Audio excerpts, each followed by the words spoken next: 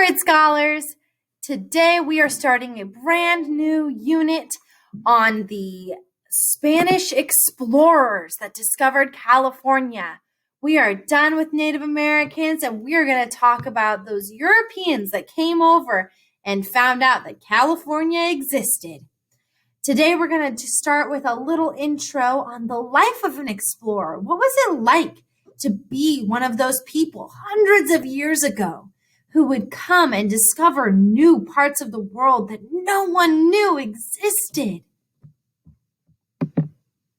The first thing you are going to need is this paper from your packet. It says lesson 2 on it, but it's really lesson 1, and it says the life of an explorer and a pencil. You can fill this out as you watch the video. Feel free to pause it as you need to, or you can just watch and then go back and fill things out.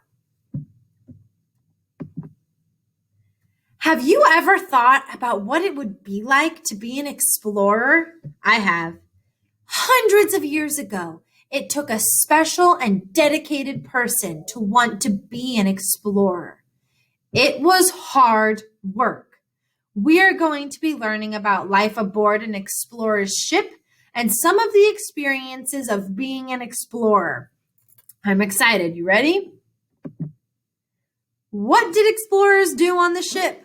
All right, what did they do? Sometimes life on the ship would be exciting, but oftentimes, most of the time, the crew was out on the water for days with nothing to do. It could get very boring on the ship. Not like the movies. It's not action all the time. It's usually pretty boring. Although life could be boring, there was always work to do. Crew members had to take care of the sails, wash the decks, and of course, look for land. They also had to look for something else that was pretty dangerous called pirates. That's not just part of the movies. They were very, very real. One thing that the crew rarely did was take baths or wash their clothes. That's gross. You can imagine what the ship must have been like. I think the ship was pretty stinky if they weren't taking baths or washing their clothes. What do you guys think? Gross. These are what their ships looked like. Most of the time they were using a brand new type of ship that made it possible for them to sail further away from the land, called a schooner. This is the ship that they were using. These are Spanish sails. These are most likely the types of ships that would have been coming to California. Skills of an explorer. Not just anyone could be an explorer, guys. There were 4 things that they absolutely had to be able to do to be an explorer. The first thing is explorers had to know how to read a map.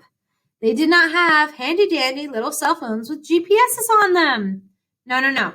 They had to be able to read a paper map. Sometimes explorers even created their own maps of the new places they discovered.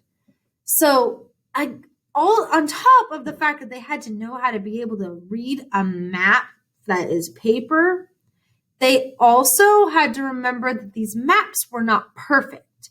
There were lots of places in the world that were still undiscovered and were not on the maps. So if they hit land, they had to figure out where they were. They also had to figure out where they were if they were trying to put new things on the map. Very complicated stuff, which gives us over to some of the tools. Skill number 2, it was extremely important for explorers to know how to find their way using tools like a compass. This on the right here, or the left here. Compasses show north, south, east, and west. We've seen them. We see them on the bottom like a compass rose on our maps in geography. Sometimes they even used the positioning of the stars in the sky at night to guide their way. That's what this tool right here is used for. It's actually called a sextant, just like Mrs. Sexton's name next door. So these are tools that they would use to help them stay on course, know where they are going, and also to help them read and create those maps.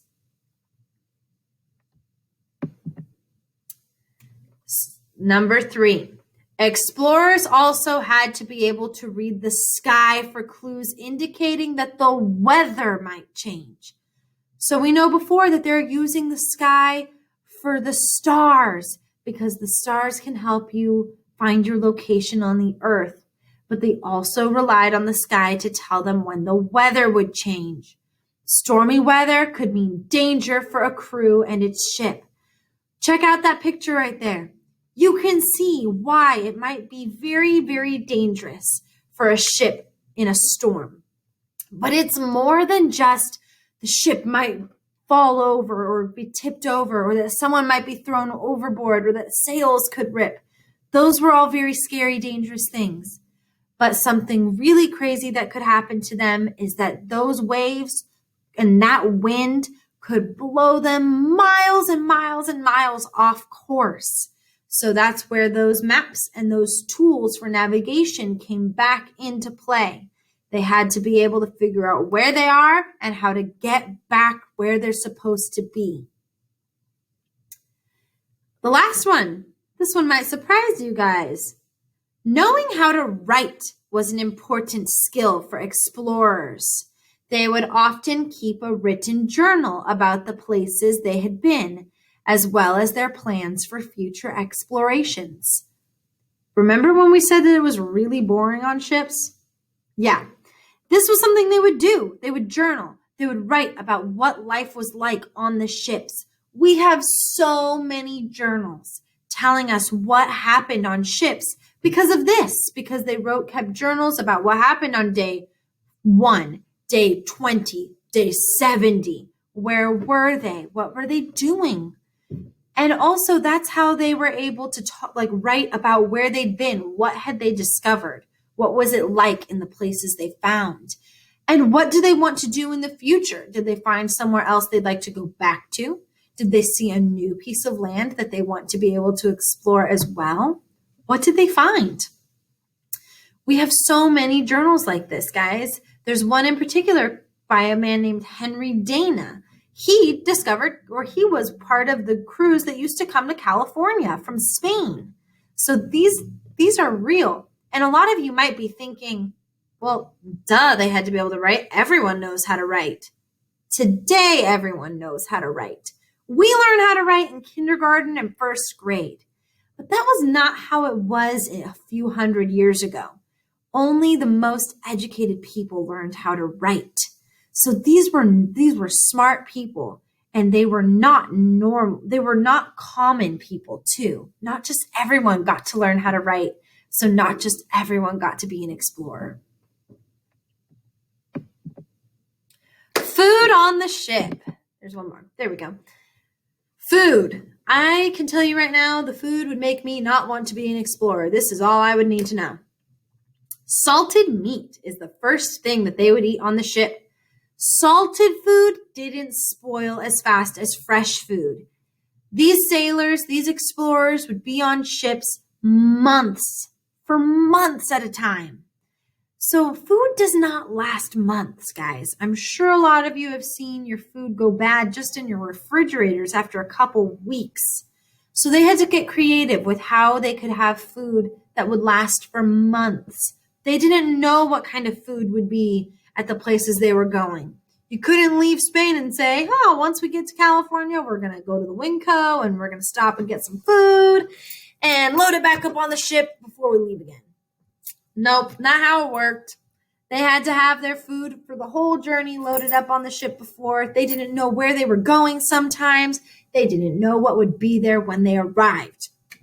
So salted meat was one of their solutions. They would take their fresh meat, cover it in salt, dry it out sometimes, and that would be what they would eat. Probably didn't taste very good. It was like some old beef jerky. And those are some pictures of what the meat would look like. Dried fruit is another one that they would use. Dried prunes and raisins lasted a lot longer than fresh fruit. You can see the picture right there. You have lots of dried fruits. That you probably have had dried fruits before. Raisins, dried banana chips, apples, stuff like that. That's what they had to do. Fresh fruit does not last for very long. So this is what they did for healthier foods.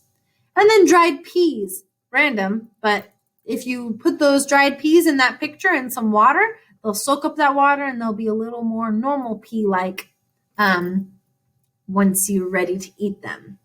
So those are some of the things. I'm not dying to go on a ship now that I heard what they're about to eat. How about you guys? Getting sick.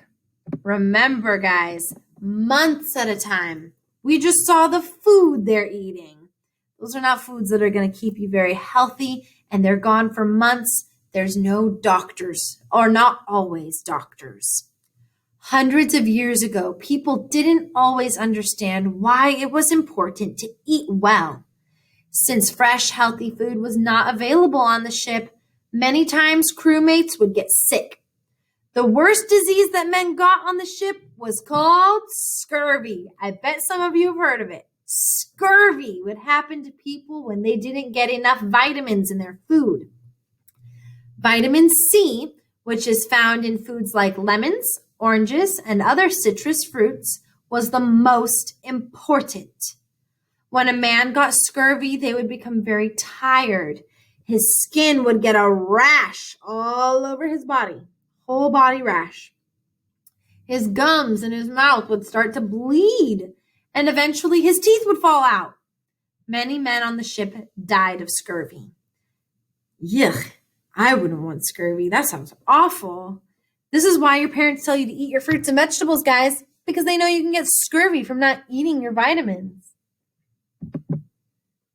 These are the fruits that they would need to bring with them. That picture on the top is of different citrus fruits, things like lemons, oranges, limes, grapefruit, and then different like cuties, clementines, all those little things. But theirs probably didn't look like that. Remember, these fruits didn't stay fresh for very long, so theirs would probably look more like the bottom one, dried fruits.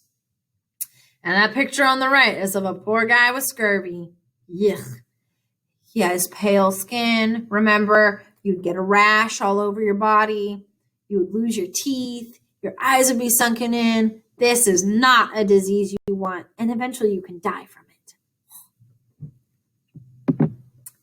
Now that you know all sorts of things about life on a ship as an explorer, I want you guys to talk about it. If you are in class, you can talk about it with your teacher. If you are at home, I want you to find a sibling or a grown-up that you can talk about this with. The first question is, what do you think would be the hardest part of being an explorer? I don't know about you guys, but I think that I would have a hard time being away from my family for so long, months. But also, there's a lot of scary things that could happen. Then the next question is, what do you think would be the most exciting part of being an explorer? All these scary things they're just part of it. Because remember, these people are discovering new lands. That's exciting. And how would you feel if you had a family member that was an explorer during this time? I would probably miss my family members, and I'd also be a little scared for them. So if your answer is similar, talk about why. Why would you be a little nervous for them? Would you be excited for them? Would you be happy? What do you think? All right, guys, you have a great day and have fun talking about explorers.